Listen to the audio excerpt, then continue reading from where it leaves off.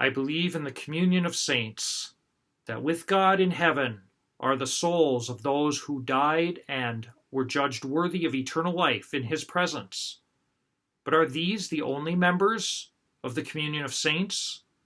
Is it possible that you and I, those still in this world, are part of this communion? And if so, what does that mean for our vocation in this life? How are we called to live? Let's take a look.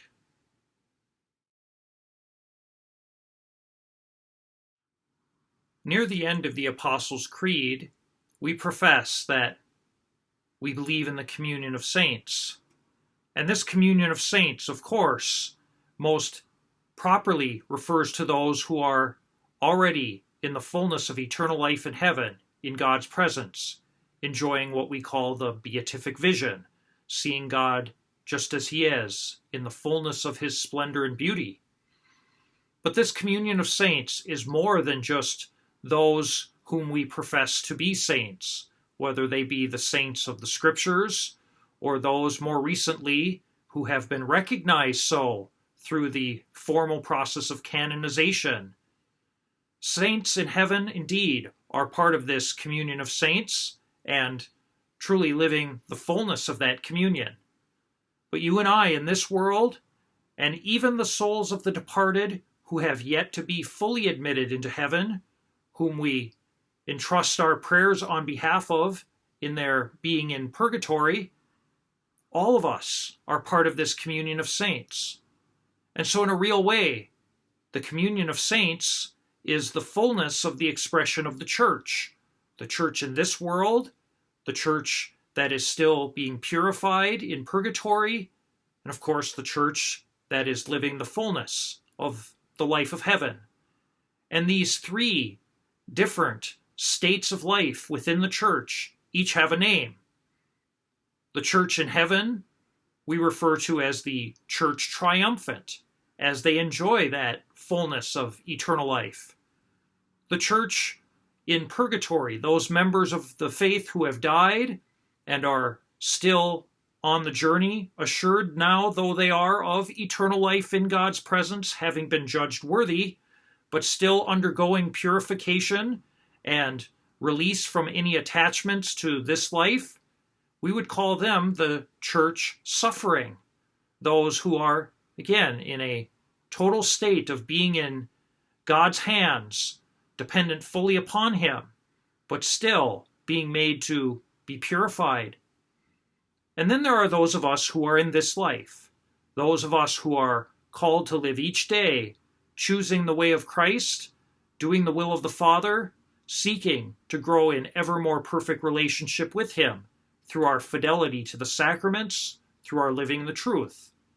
And we, for our part, are called Church Militant as we continue to do battle, as we continue in this earthly life of trial and tribulation, reliant, at least I hope we are, upon the grace of God for living this battle, but likewise, we are already looking towards the end goal, the kingdom of heaven, and so long as we are in a state of grace, that is, not persisting in a state of mortal sin, we are already members of this communion of saints.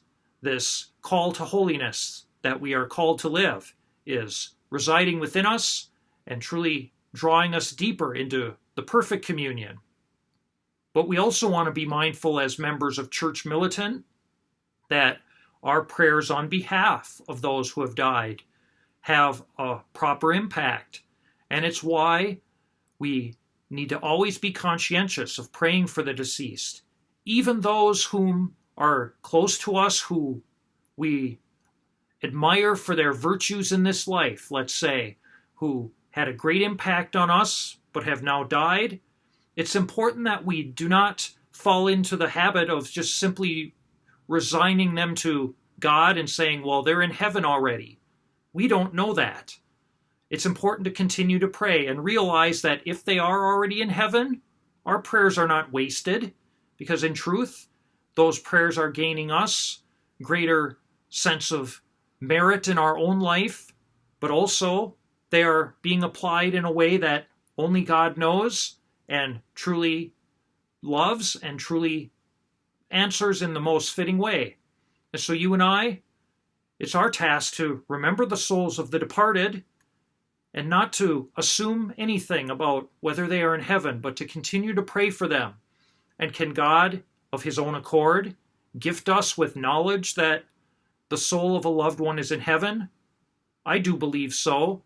And in fact, one of my favorite saints, St. John Vianney, some of the stories told of him speak of how he would tell people, when it was fitting for him to do so, of whether or not a loved one was with God in heaven already or in purgatory, a particular gift of knowledge that he was given for the sake of building up these souls.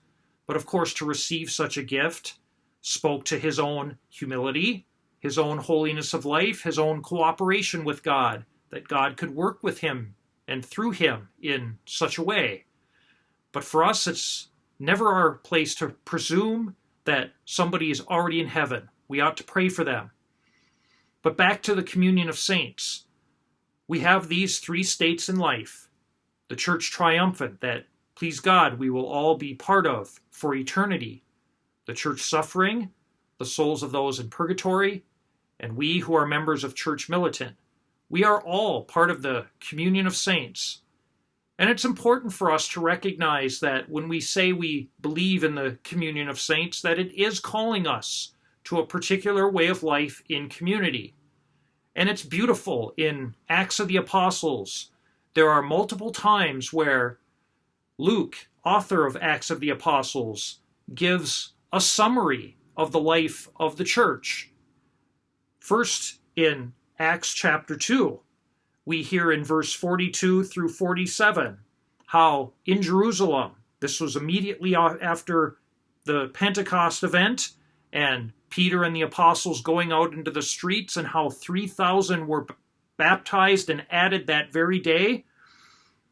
Luke chooses to give a summary, and we want to recognize that this took time for them to build up this way of communal life, and it probably didn't happen exactly that day, but certainly we can trust that very soon after the church began to grow after Pentecost, that already they were living with these kind of values. So what does Luke say? He says, they devoted themselves to the teaching of the apostles and to the communal life, to the breaking of the bread and to the prayers.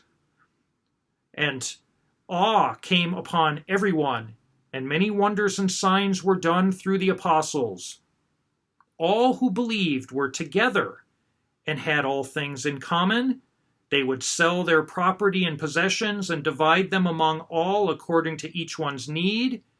Every day they devoted themselves to meeting together in the temple area and to breaking bread in their homes. They ate their meals with exultation and sincerity of heart, praising God and enjoying favor with all the people. And every day the Lord added to their number those who were being saved. Wow, what a beautiful testimony to the life of the early church, yes, but also to what you and I are called to be part of in our own age, and truly what the church is meant to be in every age, to be devoted to the teaching of the apostles and the communal life, to the breaking of the bread, or the Eucharist as we would commonly think of it today, and the prayers, and how God worked signs through this community, how they looked after the needs of one another, how they held everything in common. And believe me, they're not referring to some kind of forced effort to make everyone the same or equal.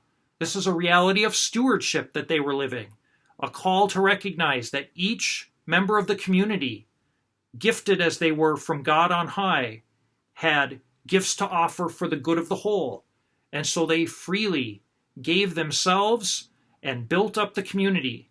What a beautiful testament of what the church ought to be in every age, and how you and I have a call so as to share in the fulfillment of such a communal life in the kingdom of heaven, to be constantly looking out to offer ourselves for the good of the whole, minding that we are called to be once more devoted to the teaching of the apostles and to the communal life, to the breaking of the bread, and to the prayers. This is who we are called to be.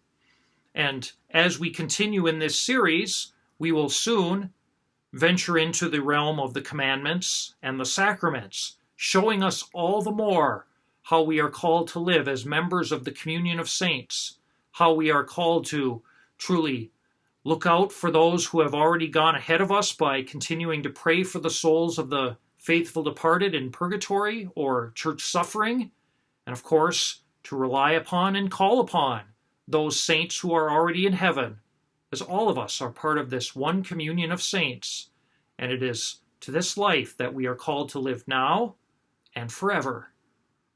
May God bless you.